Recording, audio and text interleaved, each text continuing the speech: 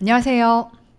메가 공무원의 오정화 회계사입니다. 2023년도 우리 회계학 커리큘럼 설명 시작하도록 하겠습니다.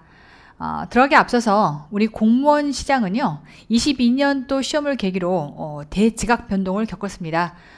과거에 국어, 영어, 한국사 중심의 그러한 수험 체계에서 이제는 전공 과목 중심의 수험 체계다라고 하는 걸 명실공히 모두가 인정할 수밖에 없게끔 국어, 영어, 한국사는 굉장히 쉽게 출제가 됐고요. 전공 과목이 굉장히 어렵게 출제가 되는 추세를 보였습니다. 그게 비단 이 구급 공무원에 해당하는 시험뿐만 아니라 속히 말해서 소방이라든지 경찰이라든지 여러 가지에 대한 직렬에서 공통적인 양상을 보이고 있다 보니까 이제는 전공 과목을 얼마나 잘 대비를 했느냐에 따라서 앞으로 합격과 불합격이 갈린다라고 해도 과언이 아닙니다.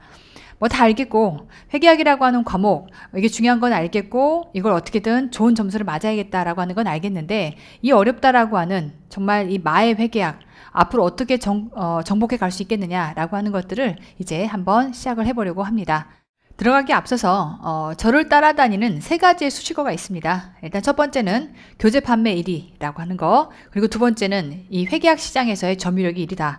그리고 마지막 세 번째가 합격수기 1위다라고 하는 이 세 가지의 수식어가 속히 제가 공무원 시장에서 강의를 했던 10년간 쭉 저를 따라왔던 수식어입니다. 저는 이제 본격적으로 오정화 커리큘럼이 무엇인지를 설명하기에 앞서서 여러분에게 무엇을 통해서 이러한 형태의 내용을 얘기할 수 있는지를 한번 설명을 드려보려고 하는데요. 속히 여러분들은 정보의 홍수시대에 살고 있습니다. 그러다 보니까 지금 전달되는 그 정보가 어떤 게 참인지 거짓인지를 구분해야 될 필요가 있겠고요. 여러분들이 이제 회계학을 저와 함께 한다라고 하게 되면 함께 손을 잡고 1년 동안 정말 그 긴 과정들을 완주해 가셔야 되거든요. 그 과정 안에서 여러분들도 마음속에 저와 함께 갈 때 강한 확신을 쥐고 또 저 또한 이러한 자부심을 가지고 여러분들을 함께 하기 위해서 이러한 수식어들이 어떻게 해서 저를 따라다니게 되었는지에 해당하는 것들을 정확하게 설명을 드리고 도대체 오정화의 커리큘럼이 무엇이었길래 이런 형태들을 이룰 수 있었는지에 대한 것들을 설명드려보려고 합니다. 자, 일단 첫 번째 교재 판매 1위다라고 하는 건 그냥 막상 정말 학원이 필요에 의해서 마케팅을 통해서 만들어낼 수 있는 내용인 거냐. 자, 일단 보시면 공무원 서적만을 주로 취급한다라고 하는 용봉서적의 2주간의 판매 순위를 보면요. 항상 제 책은 시즌별로 제 책이 출간될 때마다 그 다음 달에 출간되는 책들이 그 앞에 있던 책, 제 책을 누르고 다시 순위가 이렇게 반복돼서 올라갑니다. 그러다 보니까 2주간에 해당하는 판매 순위를 보면요. 과할 때는 1등부터 10등까지 해당하는 모든 책이 제 책으로 전부 다 도배가 되는 경우들이 허다합니다. 제가 10년간 이 시장을 쭉 강의를 해오는 내내 대부분의 경우가 그래 왔었고요.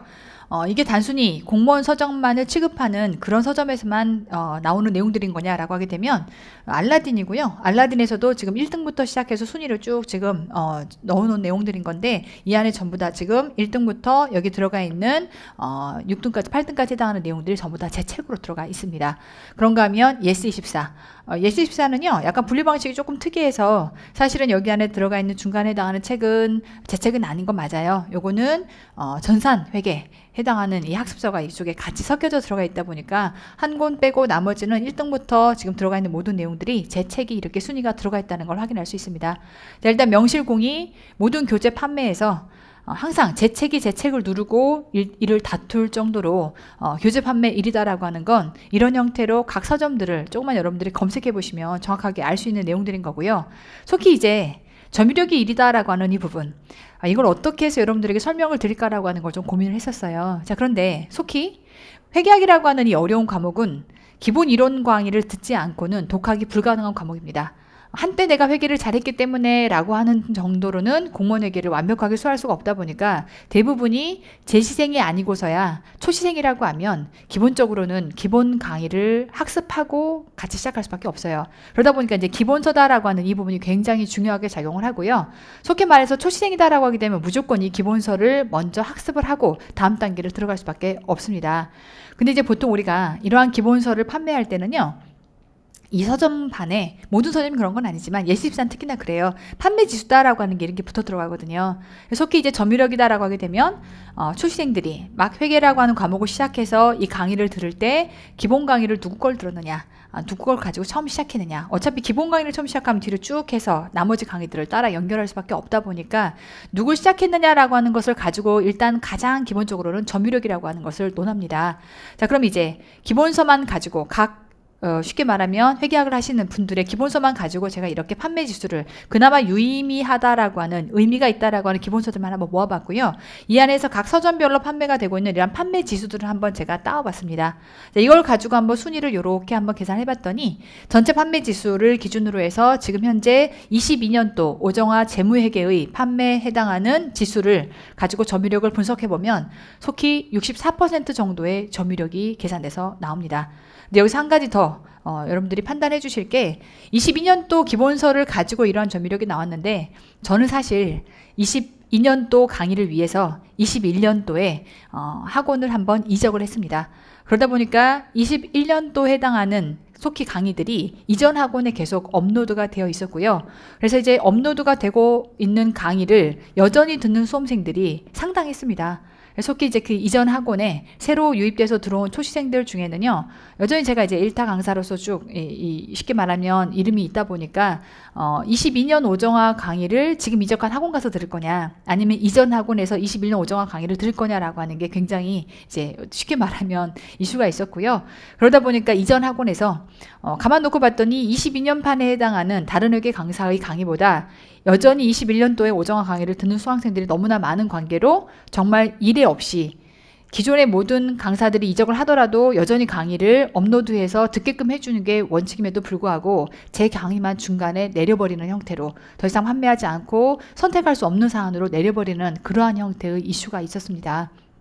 그러다 보니까 이전 학원에서 속히 제 강의를 쭉 신규 유입 뉴커머임에도 불구하고 제 강의를 들었던 수험생들이 못해도 그 있는 강사들보다 더 점유력이 높았다라고 하니까 못해도 한 10% 정도 요걸 감안해 생각하면 속히 말해 시장의 점유력은 64%가 아니라 거의 7, 80%에 육박한다라고 하는 게 업계의 많은 사람들의 이야기였고요. 저도 이제 이러한 지표 등을 통해서 시장의 점유력을 7, 80% 정도 갖고 있구나라고 하는 걸 오히려 제가 이제 지표 등을 통해서 확인했던 사안들인 거고요.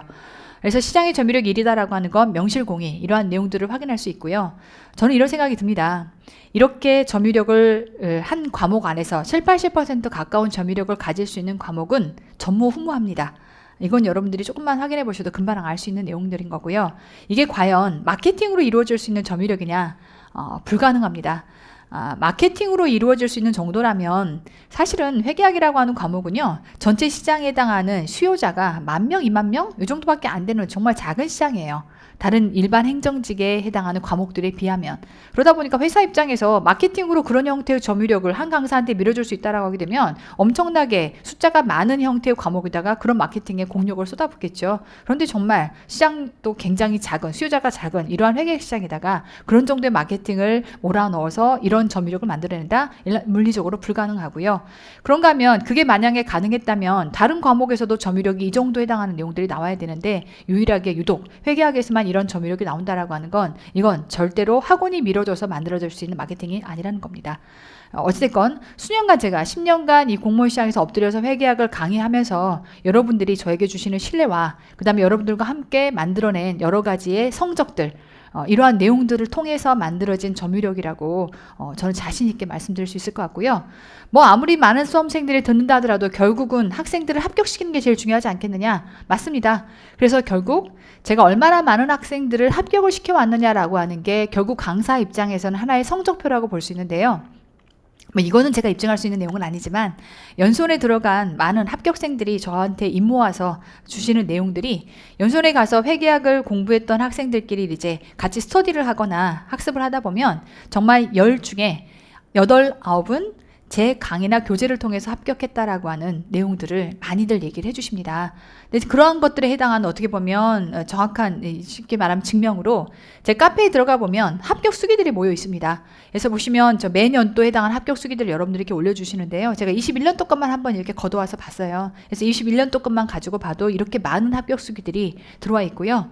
특히 이제 합격 수기까지를 쓴다라고 하는 건 수험생 입장에서 정말 두 가지겠죠. 하나는 이 강사에게 너무나 고맙고, 두 번째는 자기가 이 합격 수기들을 봐가면서 그 모질고 힘든 고난의 시간들을 이겨왔던 건데 이걸 이제 내 후배들에게 좀 더 효율적이고 좋은 방법들을 알려주겠다라고 하는 선한 의지에서 아마 이런 합격 수기들을 남겨줬을 거라고 생각을 합니다. 근데 어찌됐건 정말 전무후무하게 이렇게 많은 합격 수기들이 모여 있는 건 어느 학원 사이트에도 없는 내용이고요. 어느 카페에도 쉽게 말하면 회계학이라고 하는 동급 과목을 놓고 봤을 때는 없는 내용이라고 보시면 됩니다. 가장 많은 합격 수기, 다시 말해서 가장 많은 합격생들이 제 밑에서 나왔다라고 얘기할 수 있습니다.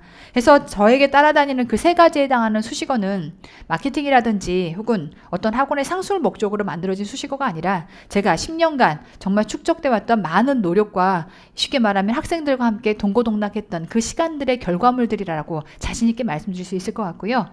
지금부터 저는 어떻게 해서 이렇게 많은 결과들을 이루어냈느냐라고 하는 것을 지금부터 오정화 회계학이 이런 것이다, 커리큘럼은 이런 것이다 라고 하는 형태로 한번 설명을 드려보려고 합니다. 자, 일단 기본적으로 저는 회계학에 해당하는 커리큘럼을 왜 이렇게 구성했는지에 해당하는 비경을 설명하기 위해서 일단 모든 회계학은요, 기본 이론부터 시작합니다. 기본 이론부터 시작해서 회계학 배점이다 라고 하는 형태의 이 완성형까지 가기 위해서 많은 강사들이 여러 가지 고심을 하면서 커리큘럼들을 만들어내겠죠. 자, 그런데 보통 가장 기본 틀이 기본 이론에다가 중간에 기출, 그리고 나면 이제 마지막에 응용문제라든지 모의고사를 통해서 학습을 하고 시험장에 들어가는 형태로 모든 틀이 이렇게 잡혀 있습니다. 부끄러운 고백이지만 저도 10년 전에 이 회계학 시장에 막 입문을 했을 때는 일단 문제를 봤더니 문제가 굉장히 쉬워요. 그러다 보니까 이런 정도면 그냥 기본 이론 짧게 강의 듣고 그 다음에 이제 기출문제집 한번 풀게 하고 그리고 시험장에 모의고사 몇 개 풀게 하고 나서 들어가면 되는 거 아닌가라고 간단하게 생각을 했습니다.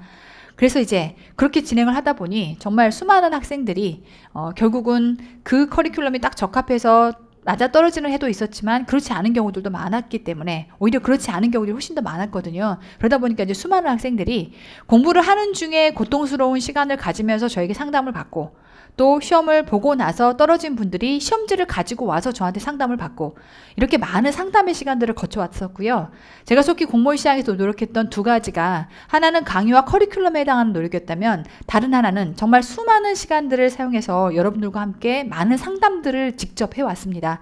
그래서 지금은 코로나 때문에 이런 상담 시간들이 거의 이제 주어져 있지 않은 상황이지만 코로나 전까지만 해도요. 제가 강의가 끝나면 전국 각지에서 기약 없이 저에게 상담을 받기 위해서 많은 분들이 몰려오십니다.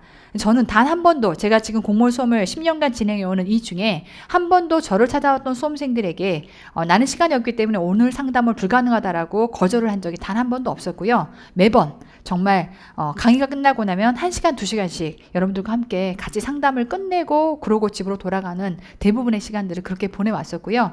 속히 시험이 끝나고 나면 많은 분들이 이제 국세가 끝나고 나서 지방직 시험을 보기 위해서 대비를 해야 되기 때문에 국가직 시험에서 좋은 결과를 얻었으면 다행인데 그렇지 않은 경우도 굉장히 당황합니다. 그때 어떻게 이제 지방직을 뚫고 갈 거냐라고 하는 것 때문에 또 전국 각지에서 시험지를 들고 저를 찾아옵니다. 그럼 정말 시험 본 다음날 제가 상담 부스에 앉아서 아침부터 밤 11시, 12시까지 정말 차가 끊기는 그 시간까지 많은 학생들을 붙잡고 상담한 결과 그러한 이 고민들을 통해서 만들어낸 커리큘럼이 지금의 오정화 커리큘럼이다라고 생각하시면 되겠고요. 하여 가장 기본적으로는 기본 이론에서 기출, 간단하게 기본 이론 64시간, 그러고 나서 이제 복습하고요.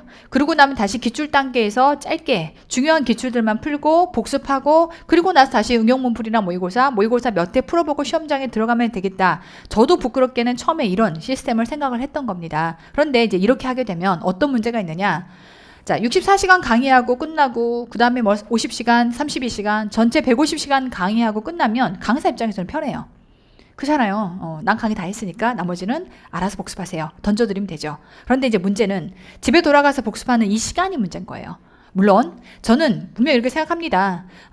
보통 강의를 수강하는 시간이 있고요. 그리고 스스로 학습하는 시간이 있습니다. 그런데 저도 스스로 학습하는 시간이 더 중요하다라고 하는 부분에 대해서는 너무나 동의합니다. 저도 사실은 비전공자로서 이 회계학이라고 하는 과정이 완전히 마스터가 될 때까지 제가 공부했던 그 옛날 과정들을 돌이켜보면 저는 또 여러분들하고 다르게요. 저는 테이프 세대였어요. 상상이 안 되죠. 테이프를 통해서 강의를 듣고 그 강의로 회계학 내용을 이해한다. 정말 동영상을 가지고 여러분들이 보고 또 보고 돌려보고 해서 해도 이해가 안 될 판에 테이프로 한다라고 하는 것 자체가 정말 어떻게 보면 넘사벽의 과정인데 그러다 보니까 정말로 테이프를 다 들었는데요. 중급 회계를 들었는데 무슨 말인지 모르겠더라고요. 그러다 보니까 저는 저의 의지와는 상관없이 어찌됐건 강의 수강 시간이 굉장히 짧았습니다. 그러고 나니까 나머지는 정말 생 억지로 박치게 가면서 그 공부들을 뚫어가야 됐기 때문에 속히 제가 이 시간의 비를 따지면 강의를 수강하는 시간하고 수술 학습하는 시간이 거의 한 서너 배 정도 차이가 났던 것 같아요. 근데 제가 그 시간을 겪으면서 느꼈던 건 정말 이렇게 되면요, 죽을 맛입니다.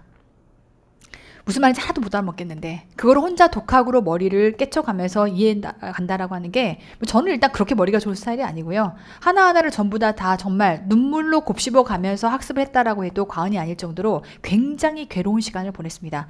근데 이제 이거를 스스로 학습하는 시간이 중요해요. 진짜 공부는 이거예요 라고 하는 걸 저도 매우 많이 강조를 하지만 이게 정말 비중이 너무나 큰 차이로 이렇게 벌어지게 되면 어떤 부작용이 있느냐. 첫 번째는요. 이 모든 과정까지를 다 마스터해서 회계학은 응용 문제 풀이까지가 다 완성된 채로 시험장에 들어가야 되는데 첫 번째, 완주가 불가능합니다. 인간이요, 보통 의지로 이게 가능한 게 아니에요. 정말 어느 정도 이해가 됐을 때 집에 가서 복습이 할만하다, 수월하다라는 단계가 돼야 그래야 공부할 맛이 나는 거지.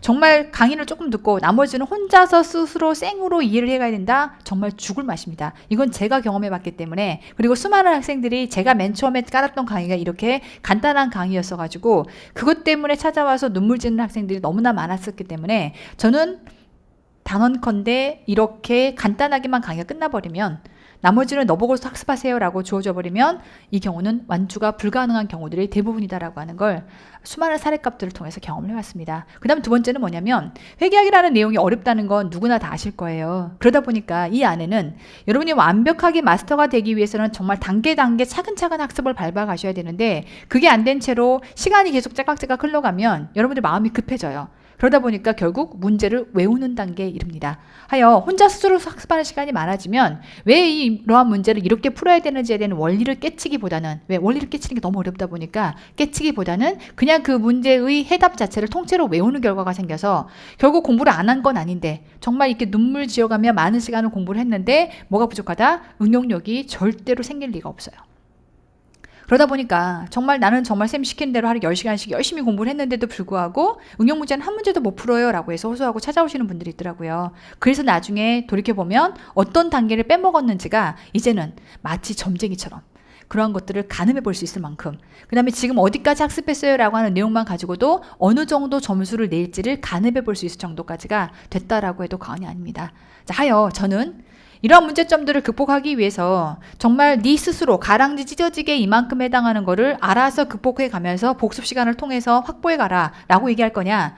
아니 적어도 이렇게 발달된 강의와 책이 발달된 시장 안에서 강사의 역할이라고 하는 건 이러한 내용들을 여러분들이 넘기기 쉽게끔 디딤돌을 놓아주는 게 강사의 몫이 아니겠는가라는 생각 때문에 저는 이 부분에 해당하는 거를요 속히 이렇게 생각합니다. 강의 수강 시간을 2배로 늘리더라도 여러분들이 강의 수강 시간을 2배로 늘리게 되면 어차피 절대값 공부하는 시간은 다 똑같다라고 했을 때 스스로 학습하는 시간이 줄어들 수 있어요. 다시 한번 스스로 학습하는 시간이 중요한 건 맞아요. 그런데 쓸데없이 낭비되는 스스로 학습 시간을 줄이게 되면 괴롭지 않게 공부할 수 있다라고 하는 장점을 갖는다는 거죠. 그리고 내용을 정확하게 이해할 수 있게 되고 단계를 밟으면서 완벽하게 효율적인 형태로 응용 문제까지가 내 것으로 소화될 수 있는 형태. 이게 너무나 중요하다고 생각을 합니다. 그러니까 단순히 처음에 수험생들이 바라봤을 때는 강의 시간이 짧으면 그냥 그 강의만 들으면 마스터가 되겠지라고 쉬운 착각으로 시작을 해요. 근데 그거는 뒤에 가서 정말 돌이킬 수 없는 과정이 생깁니다. 돌이킬 수 없는 단계가 돼요. 왜냐하면 처음부터 차곡차곡 내용을 완벽하게 이해하고 발발한 사람과 그렇지 않은 사람들은 뒤에 가서 응용값들이 완전히 달라집니다. 그러니까 처음 여러분들이 진입을 하신다라고 하면 단순히 강의가 짧고 이것만 되면 되나봐 라고 하는 형태를 강조하는 그러한 내용이라면 이건 정말 여러분 선택하시면 안 되는 거예요. 적어도 강사는요, 여러분들 보고 가랑지 찢어지게 이 과정을 건너뛰어라 라고 할 게 아니라 이 부분에 해당하는 것들을 디딤돌을 놓아줘야 합니다. 그러다 보니까 이론 자체가 64시간이 아니라 제가 엄청 많은 고심 끝에 한 4, 5년 전에 바꿨던 것 같아요. 80시간으로 시간을 바꿨습니다. 그래서 정말 여러분들이 이쯤 되면 이 부분을 이렇게 고민할 거야 라고 하는 것들이 이제 눈에 보이기 시작하고요. 그런 것들을 하나하나 집에 가서 고민하기 전에 여러분들을 하나하나 긁어드리는 거죠. 속히 우리는 이걸 전문용어로 내공이라고 얘기를 합니다. 제가 10년간 정말 이것만 죽살이 여러분들을 위해서 살아왔던 그 시간 동안에 무엇이 여러분들이 헷갈리게 될 것이냐, 어떤 게 헷갈릴 것이냐, 어떤 걸 긁어줘야 되는 거냐라고 하는 것들을 이제는 득달같이 알고 있다 보니까 그런 것들을 강의에서 하나하나 다 풀어 설명을 해드리는 거고요. 그러다 보니까 강의 시간은 다른 시간보다 한 20시간 정도, 15시간 정도 더 길다라고 볼 수 있겠지만 여러분이 혼자 집에 가서 눈물 흘리며 공부하는 시간들을 훨씬 더 효율적으로 줄여준다라고 하는 측면에서 저는 당연히 이게 선행돼야 된다라고 생각을 합니다. 그런가 하면 앞서 말씀드린 것처럼 가랑지 찢어지게 니 혼자 문제를 풀라고 내버려 둘 거냐. 자, 문제풀이에도요, 디딤돌이 필요합니다. 그러다 보니까 저는 심화이론이라고 해서 이때 이론을 빼먹고 한 게 아니라요. 이때 대부분 이론이 다 들어가요. 근데 이제 심화이론에 해당하는 거는 시험에서 거의 출제가 잘 안 됐던 이론. 한 번 정도 출제가 됐기 때문에 기출문제에서 그걸 맞닥뜨리면 당황할 수 있는 것들을 이대로 넘긴 거고요. 그런가 하면 심화이론은 사실 심화이론을 가르친다기보다는 뭐가 더 중요하면 이론을 다시 한번 정리를 하면서 회계라고 하는 건 약간 묵은지 같은 습성. 뭔가 좀 읽을 필요가 있거든요. 그러다 보니까 앞에서 배웠던 내용과 뒤에서 배우는 내용까지가 다 한 번이 연결이 돼야 다시 앞으로 돌아왔을 때 이 내용이 이런 거구나라는 게 이해되는 형태의 약간의 숙성의 시간이 필요합니다. 그러다 보니까 이론을 통해서 80시간을 강의를 다 들었다 하더라도 이게 앞뒤 정리할 시간이 필요한 거고요. 그걸 심화이론에서 다시 한번 짚어준다라고 보시면 좋을 것 같아요. 그런가 하면 사실은 심화이론이라고 하는 건 이 원초에 해당하는 이 캐릭터 자체가 거의 60% 이상이 문제풀이 과정이에요.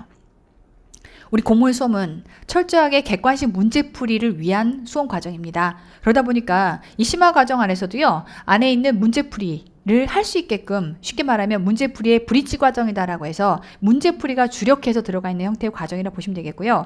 속기 실전 훈련 문제는 뒤에 가서 보게 되는 그 기출 문제보다도 난이도가 높은 것과 낮은 것과 다 같이 배치가 돼 있어요. 난이도 상중하가 다 배치가 돼 있다 보니까 그 내용들을 여러분들이 다 소화했을 때는 오히려 나중에 기출 단계로 넘어갔을 때 문제풀이가 할만하다라고 하는 결론이 생깁니다.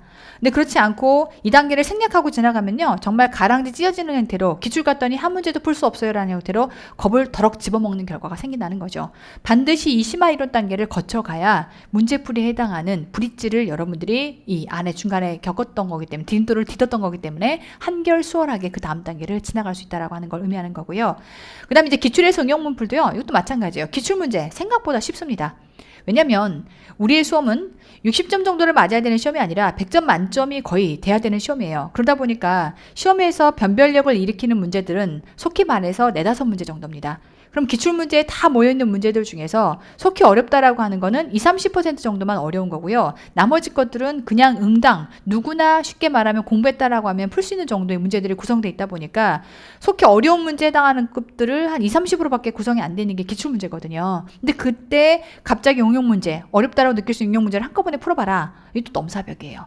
그러다 보니까 이때 중요한 게 뭐냐면 여기도 마찬가지로 디딤돌이 필요합니다. 하여 제가 속기 이 시장에 들어오기 전에는요, 기출문제집과 응용문제집이 하나로 돼 있더라고요. 근데 이건 저는 옳지 않다라고 생각을 했던 거고, 속히 말해서 기출문제조차도 안에서 주제별로 다 뿌려져 있어야 된다.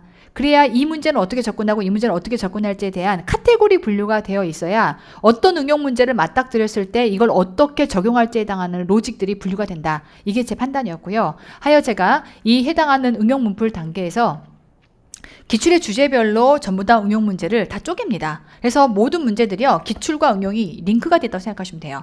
속히 말해서 여기서 만들어낸 응용 문제들은 이 기출 문제 몇 번을 어떻게 응용했냐라는 게 전부 다 링크가 되어 있습니다. 그래서 내가 만약에 이 주제가 약하다, 그럼 나는 일단 기본 이론 단계 얘가 약한 거고, 그때 기출 문제를 이렇게 연결해서 풀어볼 수 있고, 이 기출 문제를 응용한 게 이 응용 문제다라는 형태로 이 세 개가 전부 다 연결이 되어 있습니다. 그러니까 말 그대로 주제별로 각각의 문제들을 어떻게 풀어야 되는지 해당하는 내용들이 전부 다 하나하나 가지로 다 뿌려져 가지고 분류가 되어 있기 때문에 완벽하게 물 셀 틈 없이 여러분들이 문제 하나하나를 완벽히 정복해 갈 수 있다는 걸 의미하는 건데요. 속히 말해서 자, 기출 플러스 중에 유형자산이라는 파트입니다.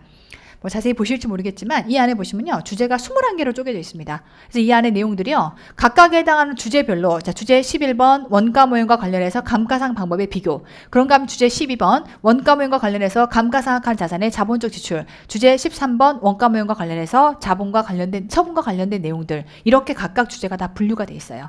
했을 때 그 주제별로 문제를 각각 기출 문제를 풀어보고, 그리고 나서 나중에 회계천재라고 하는 응용 문제집으로 들어가면 속히 이런 문제가 있었을 때 이 안에 자, 기본서 어디랑 이 문제가 연결될 수 있는지, 그리고 기출 문제 어디랑 연결될 수 있는지가 그대로 다 연결이 됩니다. 그러다 보니까 내가 이 문제를 못 풀었다, 결국은 응용 문제가 제일 중요한 상황에서 이 문제를 못 풀었다라고 하게 되면 기본서부터 출발해서 내가 부족했던 부분들을 메꿔 갈 수 있게끔 그 보완 장치들이 전부 다 링크돼서 연결이 돼 있다라고 보시면 됩니다. 완벽하게 물샐 틈 없이 여러분들이 부족한 것들을 차분히 하나하나 꼼꼼하게 보완해 갈 수 있다라고 하는 걸 의미하는 거예요. 자, 하여 속히 우리는 기본서에서 기출로 천재로 전부 다 연결이 되어 있는 상태인데, 이때도요, 보완 장치가 또 있습니다. 제 강의와 커리큘럼이요, 정말 촘촘하고 세세하고 자세하다라는 게 가장 큰 특징인 건데요. 일단 기출 단계에서 여러분들이 기출문제를 완벽하게 소화를 했다면 정말 소화했는지에 대한 점검이 필요합니다. 그 다음에 이제 여러분들 시험은 결국 주제별로 시험이 쪼개져 있는 게 아니라 20개가 다 믹스가 돼서 한꺼번에 주제가 막 튀어가 나오거든요. 그러면 결국 한꺼번에 믹스되어 있는 문제를 얼마나 여러분들이 빨리 연습을 해서 그게 능숙해져 있느냐가 제일 중요한 시험이에요. 그러다 보니까 기출문제가 지금 주제별로 뿌려져 있고 여러분이 이걸로 완벽하게 숙달을 해서 막 두세 번을 풀었다라고 하더라도 이게 진짜 여러분 걸로 소화가 되느냐라고 하는 건 자, 모의고사를 통해서 점검합니다. 그래서 기출 단계가 끝나면 천재에 해당하는 응용 단계로 넘어갈 때 매주 한 회차별로 베스트 모의고사라고 하는 것들을 풀게끔 커리큘럼이 들어가 있어요. 속히 베스트 모의고사는 12개의 모의고사로 구성이 되어 있는데 그 중에서 4개의 회차는 기출문제로만 구성되어 있어요. 그 다음에 나머지 4개의 회차는 기출문제와 응용문제가 반반씩 섞여 있어요. 그리고 나머지 4개에 해당하는 회차는 응용문제로만 구성이 되어 있어요. 그러면 백날 강사가 기출문제가 주어져 있을 때랑 응용문제가 많이 출제가 될 때랑 난이도가 달라라는 얘기를 백날 말을 해봤자 와닿지 않을 텐데 여러분이 이걸 풀어보시면요 바로 체감이 느껴져요. 아, 기출만 구성되니까 내가 이 점수가 나오고 여기에 응용이 들어가니까 이 점수가 나오고 야 응용만 들어가니까 정말 죽을 맛이더라 라는 경험치가 생기게 되고요. 그때 이제 내가 어디가 부족한지가 하나씩 보이기 시작합니다. 그래서 그러한 것들을 천재 단계에서 응용 문제를 풀면서 보완해 가면서 여러분들이 부족한 것들을 물 셀 틈 없이 막아라 라는 형태로 이렇게 컨텐츠가 구성이 되어 있는 거고요. 여기까지가 끝나면 이제 정식으로 여러분들이 20개가 이제 믹스가 되어 있는 형태의 정식 모의고사를 진행하게 됩니다. 이게 실전 동형 모의고사예요. 속히 모의고사는 실제 여러분들이 시험을 보러 들어갔을 때는요 정말 내 인생 걸린 시험이다 보니까 한 문제 한 문제가 너무 중요해요. 그래서 정말 문제 하나하나 풀 때마다 엄청난 긴장도를 가지고 여러분들이 쉽게 말하면 되게 어렵게 느끼면서 문제를 풉니다. 그런데 이제 밖에 나와서 이제 모의고사를 풀 때는요 그런 정도의 긴장도가 잘 안 생겨요. 그러다 보니까 아무래도 모의고사는요 여러분들이 실전 시험에서 어렵게 느꼈을 때 그 체감도를 대비하는 형태가 바로 실전 동형 모의고사가 되어야 합니다. 그러니까 실제 시험에서 보는 내용보다는 한 120% 정도, 과학에는 130% 정도 어렵게 문제가 구성이 되어 있어야 돼요. 그래서 속히 실전 동형 모의고사를 통해서 이렇게도 후려맞고 저렇게도 후려맞고 맞는 중에 내가 뭐가 부족했는지를 뼈저리게 느껴가면서 부족한 부분들을 메워가자면 시험장 가서는 절대 배신을 당하지 않습니다. 이렇게 해서 세게 여러분들이 학습을 하고 가고 훈련을 하고 가면 시험장에서 나온 어떤 문제가 출제가 돼도 시험장에서 맞닥뜨려서 몹시 당황했어요 라는 얘기들은 하지 않더라고요. 저도 속히 여러분들 수준에 딱 맞는 어떻게 보면 구급시험에 딱 맞는 형태의 모의고사를 솔직히 처음에는요 그렇게 만들었어요. 근데 그렇게 만들어 놓고 나서 시험장에 들여보냈더니 시험장 갔다 와서 여러분 되게 당황해요. 모의고사보다 어려웠다. 이건 사실 강사가 잘못한 거예요. 모의고사보다 실제 시험이 어렵다는 거는 강사가 잘못 핸들링을 한 겁니다. 그래서 저는 여러분들 시험장 들어가기 전에는 정말 울면서 들어가더라도 시험장에 나와서는 웃으면서 나올 수 있게끔 구성되어 있는 게 제 커리큘럼이라고 생각하시면 되고요. 정말 하나하나를 여러분들이 제 손잡고 따라만 가면 시험장에 나왔을 때 100점을 찍을 수 있게끔 구성된 게 제 오정화 커리큘럼이라고 생각을 하시면 됩니다. 다만 보통 이런 얘기들 많이 해요. 그랬다 카더라 라는 형태의 내용들 중에서 속히 이제 난이도가요 어느 해에는 난이도가 높을 수 있고 어느 해는 난이도가 낮을 수 있는데 시험의 난이도가 이 정도였다라고 하게 되면 기출문제만 커버해도 충분히 가능한 형태의 해가 생겨납니다. 그러다 보니까 어떤 사람들의 입장에서는 난 좀 과하게 공부한 것 같아, 응용문제를 굳이 하지 않았어도 되는데 기출까지만 해도 공무원 회계는 충분히 커버가 되는 것 같아 라는 얘기를 하는 경우도 생겨나요. 해에 따라서는 어떤 해는 정말 쉽게 출제가 됐다면, 다만 만약에 문제가 난이도가 올라간다, 시험의 난이도가 올라간다라고 하게 되면 그때는 회계학의 경우는 정말 의존도가 어디에 있냐면 이 응용 문제를 얼마나 잘 커버했냐에 따라 달라집니다. 자, 그럼 이제 우리는 23년을 준비해야 되는 앞으로의 우리는 방향성은 어떻게 될 거냐? 자, 우리 시험은 전공 과목 위주로 시험이 개편이 되었습니다.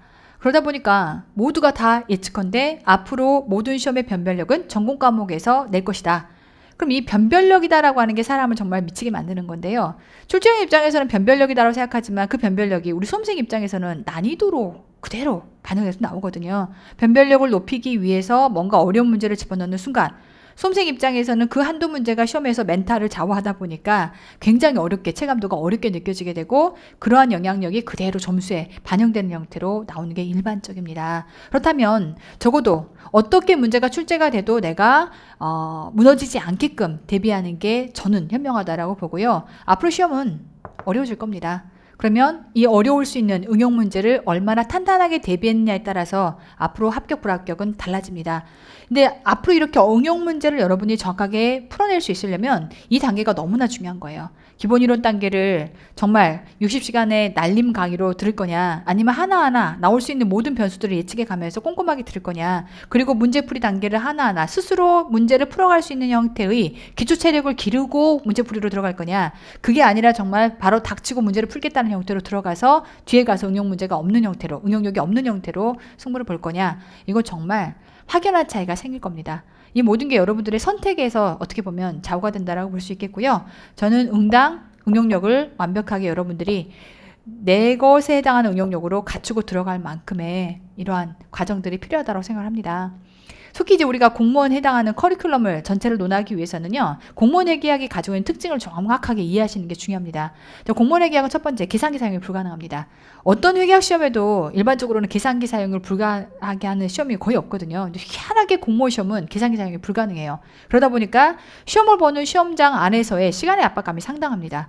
그 얘긴즉슨 결국 많은 문제들을 여러분이 풀어서 이러한 시간의 압박감을 극복할 수 있을 만큼 문제풀이의 머신이 돼서 시험장에 들어가야 한다는 것을 의미합니다. 즉 공무원에게서 가장 큰 특징은요, 많은 문제를 풀고 들어가셔야 돼요. 정말 문제풀이의 달인이 되어 있어야 돼요. 그다음 두 번째는 기출의 의존도가 높긴 합니다. 물론 기출이 한 60% 정도, 그리고 응용 문제가 40% 정도. 근데 이게요, 다른 여타의 과목들은 오히려 기출의 의존도가 훨씬 높습니다. 거의 80% 정도 가까이 되거든요. 게다가 이제 우리가 비교치로 국어영어 한국사를 비교한다라고 하게 되면 지금처럼 난이도가 내려간 상태에서는요, 기출의 의존도가 더 높아질 거예요. 정말 기출문제집 하나만 풀어도 시험장 가서 정말 8, 90이 나왔어요 라는 얘기가 자연스럽게 나올 정도로 이제 시험의 추세가 바뀔 겁니다. 다만 회계학은 다릅니다. 회계학은 분명히 출제원 입장에서는 기출을 베이스로 냈어요 라고 할 수 있겠지만, 회계학의 문제는요, 주어진 상황에 따라서 이걸 정보를 해석하는, 즉 문제를 해석하는 수험생이 어떻게 느끼냐가 다 달라지기 때문에, 분명히 출제원 입장에서는 기출 중심으로 80% 출제했어요 라고 하지만 실제로 받아들인 수험생은요, 기출과 거의 유사하다라고 할 수 있는 내용은 60%, 나머지는 전부 다 기출의 응용 문제다 보니까 굉장히 당혹스럽게 느낍니다. 그러다 보니 보통 80점 이상이 돼야만 안정권이다라고 얘기할 수 있는데, 그 얘긴즉슨 기출 문제만 완벽하게 소화한다 해서는 절대로 고득점에 해당하는 안정권이 나올 수 없다는 걸 의미합니다. 그러다 보니까 기출 문제를 얼마나 잘 소화를 하고 거기에 플러스 알파로 응용 문제에 해당하는 이러한 대비가 얼마나 돼 있었느냐에 따라서 성패가 갈린다라고 볼 수 있어요. 그런가 하면 우리 앞에 보시면 이제 수험생들이 안에 쉽게 말하면 제 카페에 써놓은 글들 중에, 제가 이제 항상 강의할 때 우리는 응용력이 1도 없다 이런 얘기를 많이 하거든요. 그랬더니 이거에 대해서 이제 써놓은 누군가의 글이 있어갖고 제가 소개를 하자면, 우리는 응용력이 1도 없다, 이거를 이제 테마로 해서 우리가 많은 응용력들을 시험장 가서 부릴 시간이 없기 때문에 가능한 객관식 문제로 회계학에서 출제될 수 있는 모든 문제들을, 응용값들을 먼저 다 경험을 하고 시험에 들어간다, 이게 사실은 제 원칙이거든요.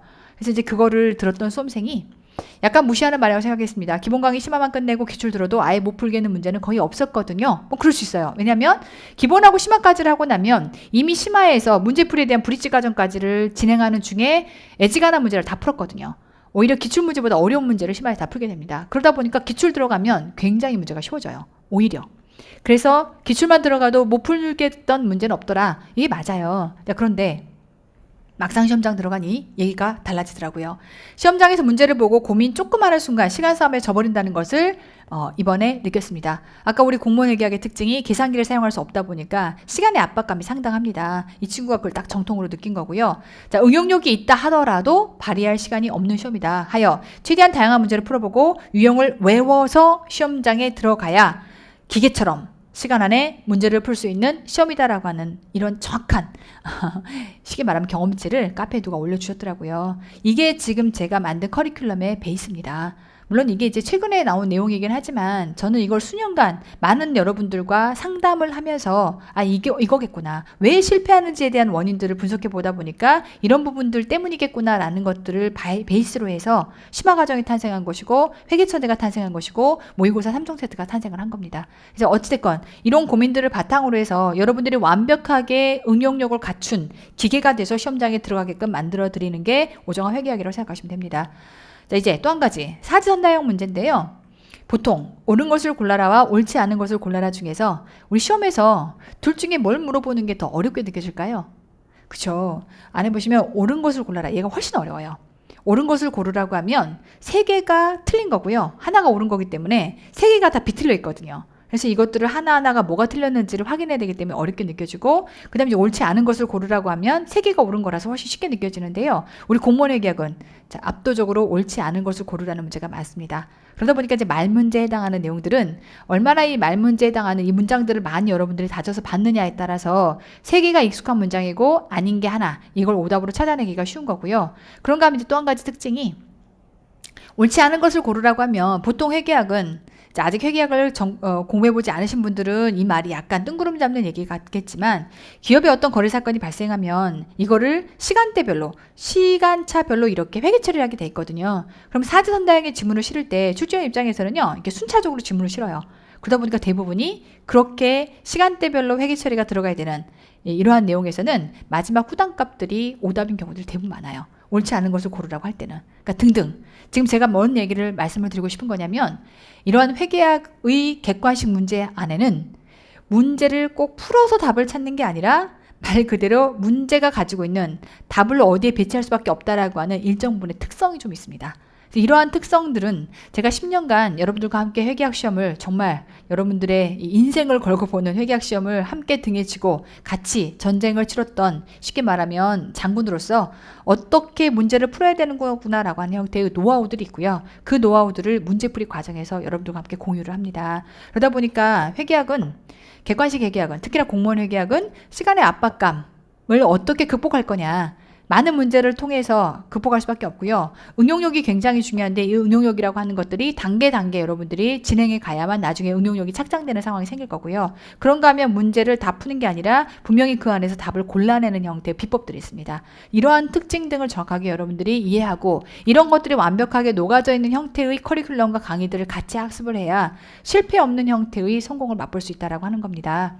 자, 이제 그런 의미에서 제가 연간 실강으로 진행하는 형태의 회계학 강의의 쉽게 말하면 스케줄을 한번 설명을 드려보려고 합니다. 일단 기본 시작이 5월달부터 시작을 하고요. 자, 4월달에 국가직 시험을 본다라고 하는 가정 하에서, 자, 5월부터 7월 초까지 5, 6 두 달 동안 기본 이론 강의를 합니다. 자, 그 다음 9월달까지 심화 이론 강의가 들어가고요. 그런가 하면 이제 11월까지 해서 두 달 동안 이때 기출이 들어갑니다. 그리고 나서 응용 문풀, 그러면 이제 1월달이 딱 됐을 때는 이제 이때 모의고사에 해당하는 강의가 들어가게 될 거고요. 그러고 나면 이제 3월부터 4월까지 해당하는 요 한 달 동안 여러분들이 부족한 약점 보완, 특강 등등을 들어가면서 이렇게 마무리를 한 채로 시험장에 들어가게 됩니다. 자, 그런데 이런 모든 과정은 어쨌건 객관식 회계학에 해당하는 이 최적화된 시스템을 갖추기 위해서 모든 내용들이, 자, 문제풀이 중심으로 이루어집니다. 다만 이제 이렇게 문제풀이를 하는 중에도 항상 기본서에 해당하는 회독, 결국은 시험장에 기본서를 얼마나 많이 꼼꼼하게 봐느냐에 따라서 이게 이제 결국 100점을 찍을 수 있느냐 없느냐의 차이가 보통 만들어지더라고요. 해년마다 시험이 끝나면 수험생들이요, 결국 20개의 문항이 오정화 기본서 안에서 출제가 다 됐느냐 안 되느냐, 저는 항상 심판대 위에 올라갑니다. 그럼 여러분들이 한 문제 한 문제를 기본서나 천재나 이런 문제집과 링크를 해가지고 어디에 그 문제가 있었는지를 찾아내시더라고요. 제가 수년간 그러한 검증을 거치면서 그러한 심판대 위에서 어떻게 보면 살아남은 강사라고 볼 수 있겠고요. 자, 모든 기본서를 완벽하게 회독하면 100점이 나온다라고 자부합니다. 그런데 이제 이런 모든 내용들은 항상 문제풀이를 베이스로 해야 되다 보니까 기본 이론 단계에서는 매일 회계라고 해서 10문제씩 풀어볼 수 있게끔 그러한 보조 컨텐츠가 준비가 되어 있고요. 심화 이론 단계에서는 기본서 안에 들어가 있는 실전 훈련 문제를 계속 풀어 들어가게 될 거고요. 그게 아니라 하더라도 기본 이론서 안에는 이미 안에 전체 문제가 확인 문제까지를 포함해서 1000문제 가까이가 문제가 들어가 있어요. 그래서 끊임없이 이론을 배우는 과정 안에서도 문제풀이가 계속 병행이 된다라고 생각하시면 되겠고요. 그 이후 단에는 이제 본격적으로 문제풀이를 이렇게 하면서 계속해서 문제풀이를 여러분들이 단계 학습해 갈 수 있게끔 최적화된 커리큘럼이 구성되어 있다라고 보시면 됩니다. 자, 이제 앞으로 이제 여러분들이 이렇게 쭉 구성되어 있는 중에 그럼 나는 모든 커리를 다 들어야 되느냐? 보통 이런 거죠. 여러분이 진입하는 이 수험생들마다 처음에 진입할 때의 수준이 다 다릅니다. 예를 들면 나는 옛날에 그래도 공무원 시험에서 한 번 회계학을 다른 강사를 통해서라도 들어본 적이 있고 재시생이다. 이럴 수 있고요. 혹은 나는 회계사나 세무사 시험을 통해서 회계학을 공부한 적이 있다. 혹은 나는 전공자다. 혹은 나는 완전 생기초다. 다 진입하는 정도의 수준이 다를 수 있습니다. 다르다면 커리큘럼을 타고 가는 내용들도 달라야 합니다. 자, 하여 저는 크게 세 가지 부류로 나눕니다. 초시생이 있고요. 재시생이 있고 회계사 세무사 시험의 유경험자라고 하는 세 가지의 카테고리 분류로 나눌 거고요. 자, 이때 초시생이라고 하면 여기 조심하실 게 나는 전공자다. 너무 죄송한 얘기지만 전공자와 비전공자 거의 차이가 없습니다. 속히 말해서 학교에서 배웠다라고 하는 전공은 우리 공무원 시험에서 요구하는 객관식 문제 풀이에 최적화되어 있는 전공이 아니거든요. 그러다 보니까 회계학을 조금 더 낯설지 않게 받아들인다라는 정도의 차이만 있는 거지 아직 공무원 회계학에 최적화돼서 여러분들이 뭔가 내용을 알고 있다라고 하기에는 너무 부족해요. 이건 정말 제가 100% 많은 전공자들로부터 들었던 내용이에요. 정말 새로 시작했어요 라는 얘기가 맞다라고 보시면 됩니다. 하여 전공 비전공자 무차별합니다. 이걸 하나의 그룹으로 넣을 거고요. 그런가 하면 재시생이다 라고 할 때는 타 교수님의 기본 강의를 수강하고 오신 분들도 꽤 있으세요. 그래서 이런 분들까지를 포함해서 우리가 재시생이라고 하는 그룹 안에 넣을 거고요. 자, 그래서 이렇게 세 개의 카테고리로 분류했다라고 할 때 일단 첫 번째 초시생이라고 하면 자, 제가 쭉 깔았던 커리큘럼 기본 이론에서 심화 그리고 기출 응용 문제집 그리고 동형 모의고사 해당하는 이 단계라고 봤을 때 기본적으로 초시생이다라고 하게 되면 당연히 처음부터까지 따라가는 게 맞습니다. 다만 초시생이라고 하게 되면 회계학에 해당하는 기본 개념이 아직 안 잡혀 있을 수 있어요. 그런 경우라고 하면 생초보 회계부터 시작합니다. 그래서 쉽게 말하면 메가 공무원에서 무료로 제공하고 있는 생초보 회계학 굉장히 짧은 거 있거든요. 그거를 그냥 정말 교양 과목 삼아서 재미로 들으세요. 재밌다고 하시는 분들 꽤 많으세요. 그래서 이거는 막 머리 박치게 가면서 공부하는 내용이 아니라 간단하게 회계를 풀어가는 내용들이다 보니까 그 밑바탕이 있는 것과 없는 게 상당히 다르거든요. 그래서 그 부분을 반드시 수강을 하시고 무료로 제공되고 있으니까 수강을 하시고 나서 기본이론, 심화, 기출, 응용문풀 단계 거쳐 가셔야 됩니다. 어느 것 하나라도 건너뛰고 가시면요. 뒤에 가서 가랑지 찢어주세요. 그러니까 차분히 여러분들 단계 거쳐가야 완벽한 퍼즐로 맞출 수 있다라고 제가 다시 한번 챙겨 말씀드리니까 요거 절대 건너뛰려고 하지 마시고요. 자, 그런가 하면 이제 이렇게 해서 10개월 플러스 알파. 근데 물론 이거는 제가 기본 이론을 진행하는 형태의 쉽게 말하면 강의를 진행하는 형태의 실강 기준을 말씀을 드리는 거고 만약에 여러분들이 온라인으로만 강의를 듣는다라고 하게 되면 이러한 내용들을 여러분들이 얼마든지 조정할 수 있겠죠. 속기 회계학이라고 하는 과목은 일주일에 2번 진행이 되고요.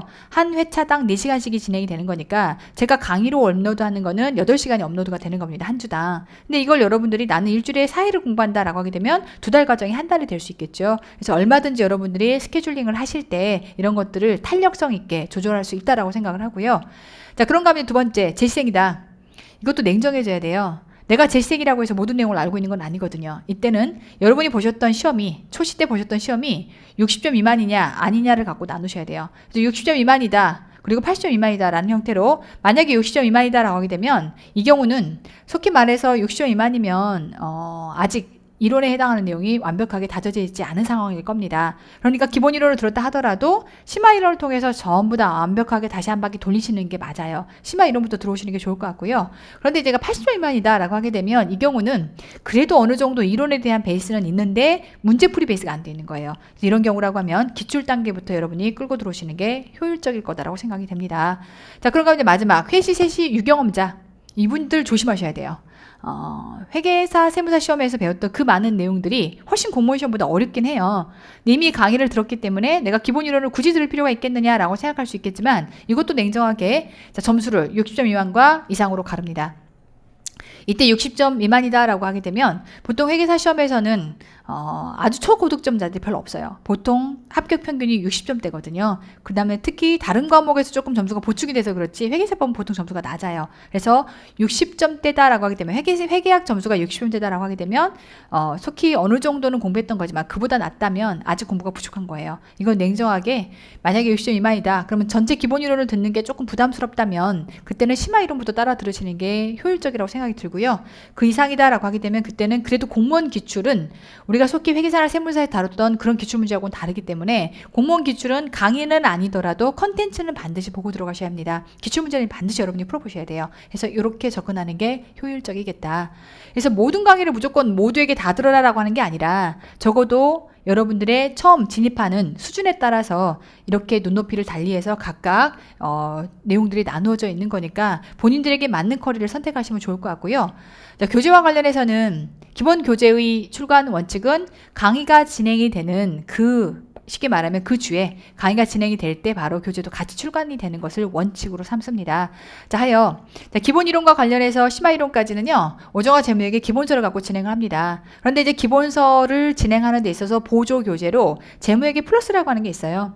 뭐가 들어가 있냐라고 하게 되면, 자, 이러한 기본서를 진행하는 중에 매일 볼 수 있는 복습 테스트가 들어가 있고요. 그 다음에 이제 기본서를 진행할 때 제가 PPT를 갖고 진행을 합니다. 그러니까 나는 그런 판서가 필요해 라고 하는 것들의 판서가 이 안에 들어갔다 보시면 되겠고, 그런가 하면 이제 기본서에 확인 문제들이 들어가 있는데 강의 때 다 풀어줘요. 근데 이제 본인이 강의 들을 시간이 없다. 그럼 이제 확인 문제에 해당하는 풀이가 필요하다라고 해서 그 풀이를 기본서에 붙이면 기본서가 너무 뚱뚱해져 가지고요, 보조학습서로 플러스에 넣어놓은 거예요. 그래서 속히 플러스는 보조학습서다 보니까 필참은 아니고요, 여러분이 필요하시다면 이용해서 보시면 좋을 것 같고요. 그런가 하면 매일 회계, 말 그대로 문제풀이는 많이 해볼수록 좋습니다. 그런데 나에게 한 단계 한 단계의 이 디딤돌을 다오, 내가 지금 기본서에 해당하는 문제도 너무나 헉헉헉 기본 이론 배우다 보니까 어려운데, 이게 2회독, 3회독 돼서 문제를 푸는 거하고 1회독 때 문제 푸는 거하고 완전 차원이 다르거든요. 근데 1회독 때도 문제를 많이 풀면서 깨지는 게 중요하지 않겠냐. 그러면 내 눈높이에 맞는 형태의 문제를 좀 풀어보고 싶다. 그게 뭐냐면 매일회계예요. 난이도가 기출보다 더 쉽습니다. 그래서 적어도 삐약삐약 단계에서 여러분들이 회계학의 기본 이론들을 이해해가는 과정에서 객관식으로 풀어볼 수 있는 형태의 문제들이 매 회차 여러분들이 배운 진도에 맞게끔 하루에 10문제씩 풀어볼 수 있게끔 구성되어 있는 게 매일 회계이기 때문에, 이런 보조학습서를 이용하면서 기본 이론을 여러분들이 공부한다라고 하게 되면 완벽하게 좀 더 다져서 이해가 될 수 있을 거고요. 자, 그런가 하면 이제 원가액이 따로 정부액이 따로가 있습니다. 이게 참 회계하기 골치 아픈 내용인데요. 지금까지 이렇게 말씀드렸던 이 모든 내용들은 재무회계예요. 시험은 재무회계가 훨씬 어렵게 출제가 되고 이 부분이 비중이 높다라고 보시면 되겠고요. 그런가 하면 이제 원가나 정부회계를 과거 예년에는 제가 이 시장에 들어오기 전까지만 해도 다 싸잡아서 하나에 들어가 있더라고요. 근데 분명히 영역이 다르고 각각의 공부하는 방식이 조금 달라야 합니다. 원가액에 해당하는 건 제가 따로 이제 강의 언제 개강하나 설명드리겠지만 7, 8월 달에 이미 원가액의 기본서 안에 기본 이론에다가 그 다음에 기출문제에다가 응용문제풀이까지가 올인원이 다 소화가 될 수 있게끔 한 권 안에 갖춰져 있습니다. 그래서 그때 같이 한꺼번에 공부하시면 되고요. 정부회계라고 하는 이 파트는 재무회계의 옛날 버전이에요. 그러니까 속히 말해 재무회계를 가지고 국가가 뭔가 회계 기준을 만들 때 본따서 만들다 보니까 유사한데 달라요. 그러니까 결국은 얘가 어떻게 되는지 정확하게 이해를 해야 흔들림 없이 정부회계를 공부할 수 있지, 그렇지 않고 섞어버리면요, 머리가 돕니다. 그래서 정부회계는 지금 공부하지 않습니다. 정부회계는 나중에 재무회계가 응용문제까지가 다 성숙도가 올라가서 어느 정도 정리가 거쳐졌을 때 그때 정부회계를 얹혀보신다고 생각하시면 되겠고요. 그럼 나중에 하면 너무 불안하지 않겠냐? 할만하니까 그렇게 하겠죠. 양이 많지 않아요. 그래서 정부회계는 따로 이렇게 들어가 있다라고 생각하시면 되겠고, 그런가 하면 기출은 기출 플러스 응용은 회계천재.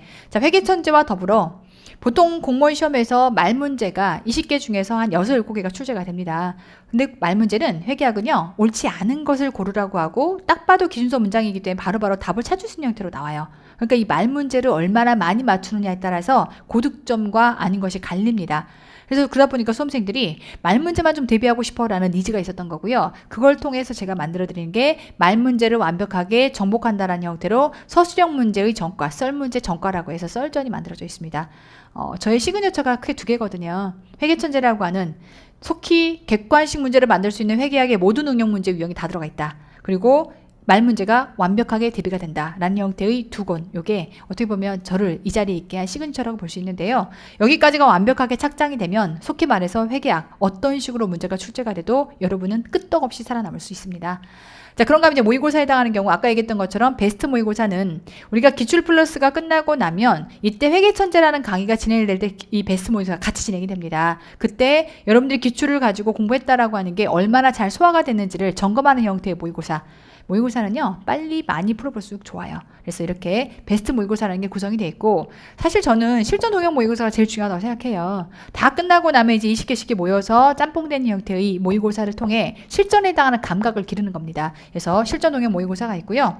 속히 봉투 모의고사는 지방직 대비로 만들어져 있어요. 그래서 여기까지를 국가직 대비로 보시는 거고, 재시생이어서 의욕이 뻗친다, 더 풀어볼 문제가 필요하다, 그러면 봉투 모의고사를 굳이 지방직 때까지 기다리지 않고 전년도에 해당하는 봉투 모의고사가 있을 거기 때문에 회계학은 큰 개정들이 별로 없어요. 크게 유의적이다라고 할 수 있는 내용들이 공무원 시장에서 바로바로 들어오지 않기 때문에 22년판에 해당하는 봉투 모의고사를 23년도의 시험을 준비할 때 충분히 풀어도 좋다라고 하는 거. 그래서 질생이라고 하면 여기까지를 보셔도 좋을 것 같습니다.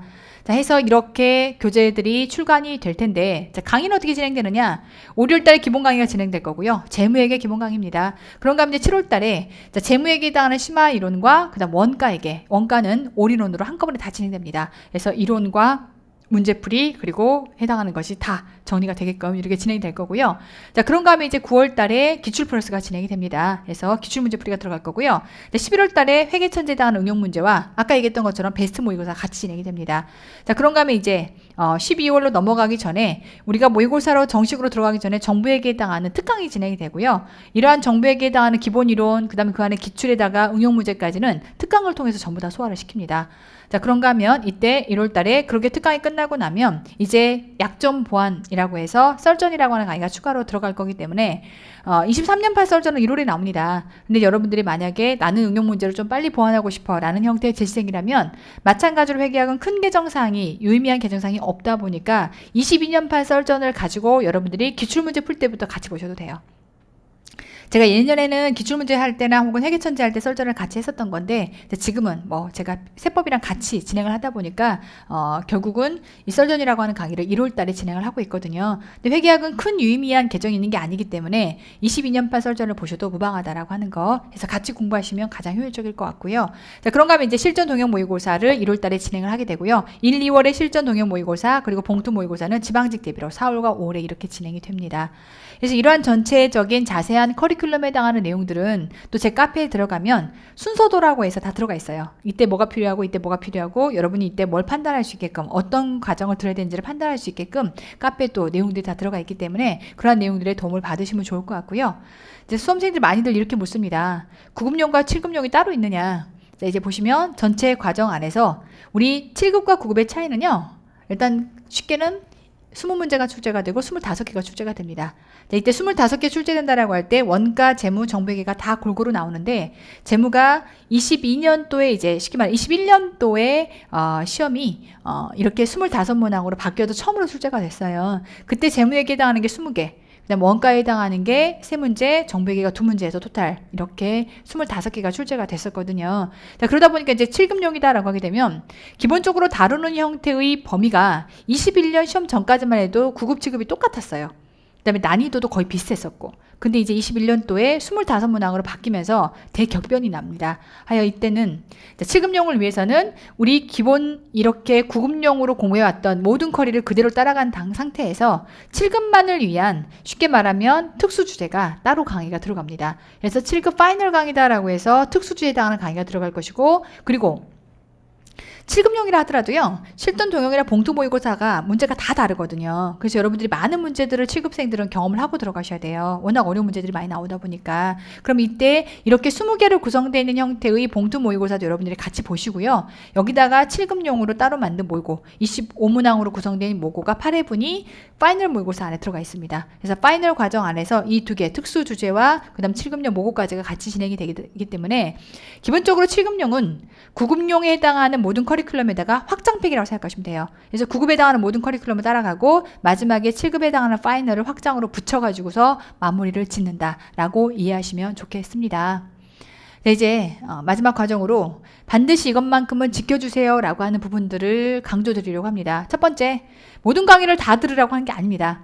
제 커리어 컨텐츠가 많은 게 맞습니다. 근데 그거는 제가 여러분들에게 속히 말해서 여러분들 각각의 니즈가 다르고 부족한 부분들이 다 다른데 정말 강사로서 해줄 수 있는 최선을 다하여 여러분이 부족한 각각들을 해결할 수 있게끔 책과 강의를 다 깔아드리는 거기 때문에 내가 이게 부족하다 이렇게 챙겨드리시면 되고 이게 부족하다라고 하게 되면 이런 것들을 보충받아 가시면 되는 거라 속히 강사 입장에서는요 그 많은 것들을 매년 등에 지고 여러분들과 함께 운명을 같이 하는 게 쉬운 일은 아닙니다. 하지만 저는 여러분들이 완벽하게 100점을 맞을 수 있게끔 그러한 사명감을 가지고 제가 10년간을 쭉 이렇게 여러분들의 수업을 이끌어 왔기 때문에 제가 할 수 있는 모든 최선의 기량을 다해서 여러분에게 펼쳐 보여드립니다. 하여 많은 강의들과 책이 있지만 그 모든 걸 다 들으라는 게 아니라 여러분이 필요한 것들을 선별해서 들으시면 되고요.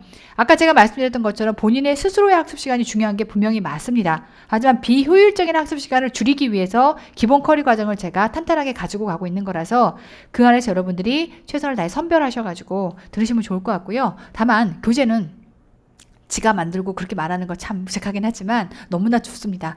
정말 문제 하나하나가 다 알차고 이러한 내용들이 실제 시험에 그대로 나온 적도 굉장히 많습니다. 그래서 정말 이제 20개를 다 적중해 놓고 나서 적중했다라고 하면 뭐 그럴 수 있는데 그게 아니기 때문에 몇 문제 나온 것 같고 제가 적중했다라는 그런 표현들을 어떻게 보면 상스럽게 사용하지 않겠다 해서 말을 안 했던 거지, 카페 가보시면 많은 분들이 합격수있게 그런 얘기를 합니다. 봉투 모의고사에서 똑같은 문제가 있었어요. 실전 동영에서 똑같은 모의고사 문제가 있었어요.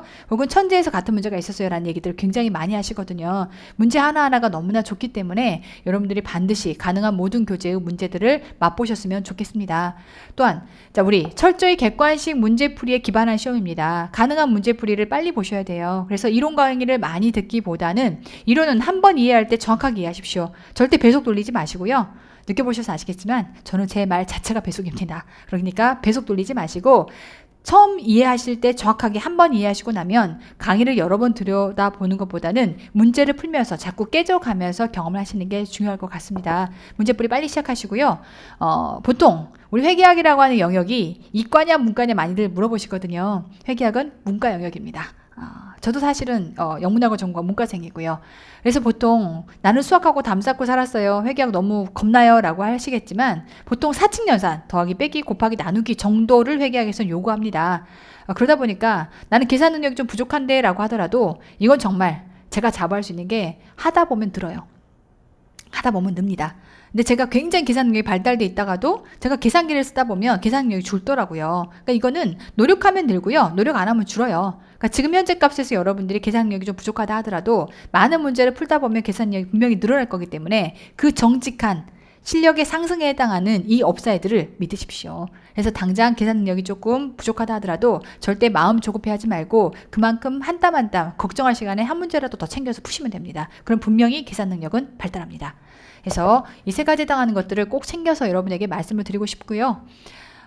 속히 제가 맨 처음에 시작할 때도 말씀드렸지만 여러분들이 맨 처음 회계학이라는 과목을 시작할 때 강사와 컨텐츠를 무엇을 선별해서 여러분들이 선택하느냐에 따라서 어떻게 보면 운명이 갈립니다. 많은 사람들이 그러한 강의와 책을 선택하고 그분과 함께 할 때는 그만한 이유가 있는 거겠죠. 저는 앞서 얘기했던 것처럼 제 입으로 말씀드리기 좀 부끄러운 면도 없지 않아 있으나 저는 명실공히 이 시장의 70~80%를 점유했던 강사입니다. 현재도 그러고 있고요. 그만큼 많은 수험생들이 저에게 신뢰값을 보여줬고 그 많은 내용들을 통해서 많은 수험생들이 배출돼서 나왔던 거기 때문에 이제 2023년 회계학이라고 하는 과목을 여러분들이 누가 함께 할까라고 하는 것들을 만약에 고민하신다면 저는 정말 자신 있게 저와 함께 여러분들 손을 잡고 앞으로 전진하시면 여러분들이 원하는 결과 충분히 이루어낼 수 있다라고 강하게 확신을 가지고 말씀드릴 수 있습니다. 정말 이 함께 최선을 다하겠다라고 하는 이 말값에 항상 온 어깨에 무게를 쥐고 갑니다. 아시겠지만 저는 이제는 회계학뿐만 아니라 세법까지도 온 등에 다 지고 말 그대로 과목 가장 어렵다라고 하는 전공 과목 2개를 제가 책임지고 가는 강사이기 때문에 비단 한 과목을 가리키는 정도의 무게가 아니라 직렬 전체를 통째로 책임지고 간다라는 형태의 무게를 지고 매일 하루하루를 최선을 다해서 여러분들과 함께 하고 있습니다. 여러분들이 열심히 할 마음만 있다라고 하게 되면 저와 함께 같이 갔을 때 결코 실패하지 않는 결과가 나올 거다라고 확신합니다. 자, 우리 또 이제 강의 때 만나는 걸로 할 거고요. 오늘은 여기까지 2023년도 회계학의 커리큘럼 설명을 마치도록 하겠습니다. 감사합니다.